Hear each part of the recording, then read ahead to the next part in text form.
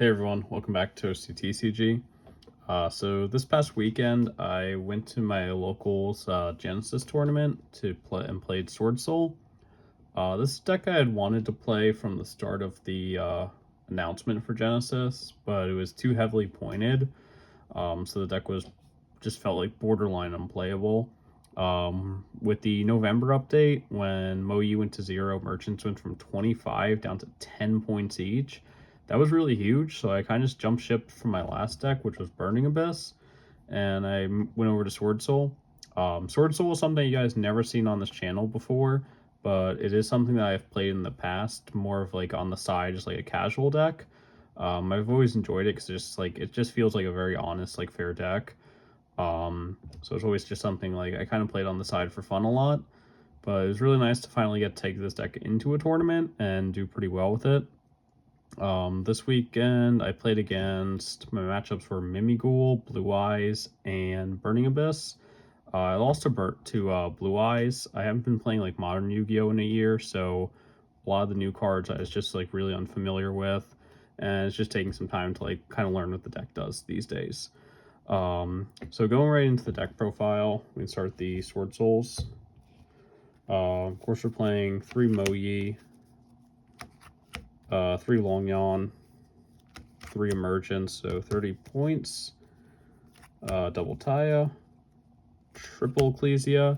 I know in like Advanced Constructed, people like to play 2. In Genesys, I feel like 3 was necessary just for like consistency because you don't have like your link package.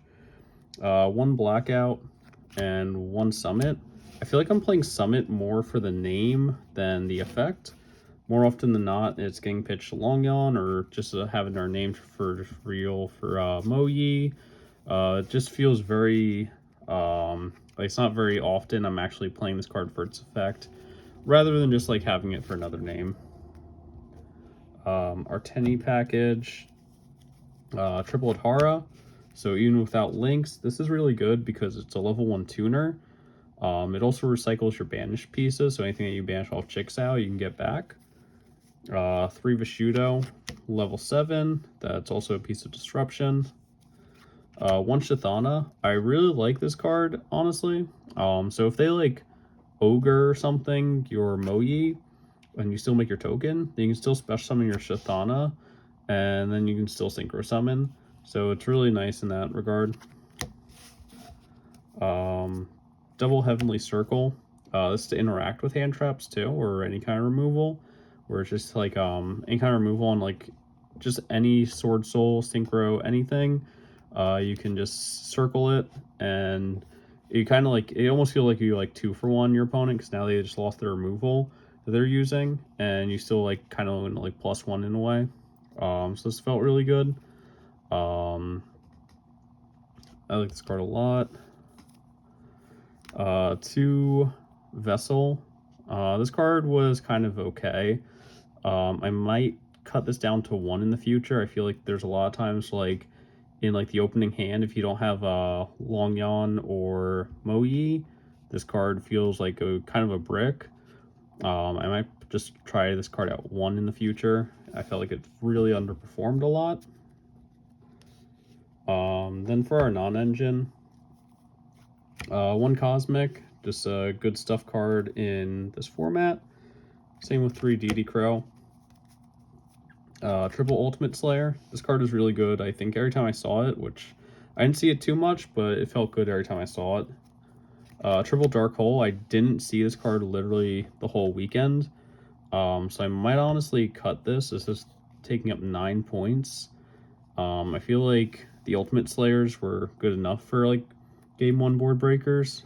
Dark Hole could be cut to free up 9 points in this is a 99 point list. So I'd have 10 points left over, which could be like, I believe Effect Veiler 7 points and maybe like a Ghost Ogre or something. And then 3 Ice Dragon Prison. This card overperformed every time I saw it. It was super good. But yeah, only thing I would change from like my non-engine was the Dark Holes. I think everything else here was pretty good. On to the extra deck. So there is the 1 Chix 33 more points. So 60 from, so 63 plus the other 9, 72. One of Quicksin Long Yawn. And then this card was supposed to be Cheng Ying. I didn't have a Cheng Ying. I had to, I borrowed one from one of my friends. So let's just pretend that this is Cheng Ying. Double Baxia. This honestly just because you can play two.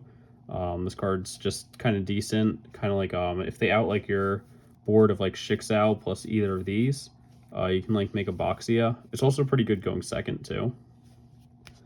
One Scarlight, one Draco Berserker, one Yazi. You typically make Yazi off of like level modifying with by banishing like Emergence or something off of Tai. So you make your token, then Emergence makes Tai or the tuner into a level 3. So that enables your level 7s.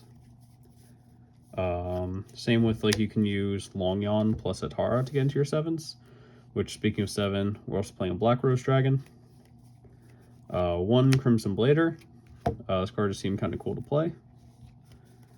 Our Ultimate Slayer package.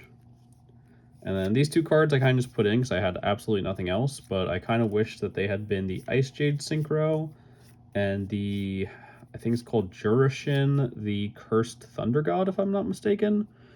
But we are playing a Star Eater and Ascension Sky Dragon. Yeah, I had no idea what else to put in for these because I just didn't have this would be the Jurashin, and this could be the Ice Jade Synchro. I can't remember the name of it. But either of those would have been good. Star Eater was actually kind of funny. I did make it against Blue Eyes in game 1 or 2. And I actually won that one game because they couldn't out the Star Eater. It was too big. Moving on to the side deck. Triple Dark Ruler. Card didn't go in at all the whole day. Or, no, it went in once, and it was just like, their board was too, like, it had good monsters and back row. That Dark Ruler didn't matter, so this card felt kind of not great when I did see it. Triple Spellbound. This card was pretty insane. Every time that I saw this, it felt really good. It kind of just like made my opponent's play lines either very awkward or just like unplayable. The other two Cosmic Cyclones. A Ghost Ogre. Skullmeister. Two Light Imprisoning Mirrors. This was actually just a side deck, like a pick for like my locals. You could probably just play something else instead of these. And then triple Gamma Seal. Gamma Seal was also like one of those cards where I didn't see it a whole lot, but once or twice I did, it was really good. So the only change I would make here, I'd probably swap the Dark Rulers out for something else. They just didn't feel very impactful. Not sure what I would swap them out for just yet, but I think Dark Ruler it just really underperformed when I did see it. Everything else in here would be pretty good. I could probably cut the Dark Holes from the main deck and move this Ghost Ogre, put in a second Ghost Ogre and an Effect Veiler, so I can cut the 3 Dark Holes, so I can open up 4 spots in my side deck. I think that might be what we'll do, but I haven't really figured it out yet. Yeah, so there's a little there's improvements I can make to the extra deck that are just very obvious, and then there's a couple changes here with the side deck. But yeah, let me know what you guys think. I think this is a pretty solid deck. Just needs a couple improvements. If you guys like this type of video, make sure to like, subscribe, of course. Really appreciate it. We're almost at 300 subscribers. Help me get there. And then if you guys like this kind of video, or let me know what you guys think about Swordsoul and Genesys, like, comment, subscribe, whole 9 yards. Appreciate it. And I will catch you guys in the next one. Until then, peace out.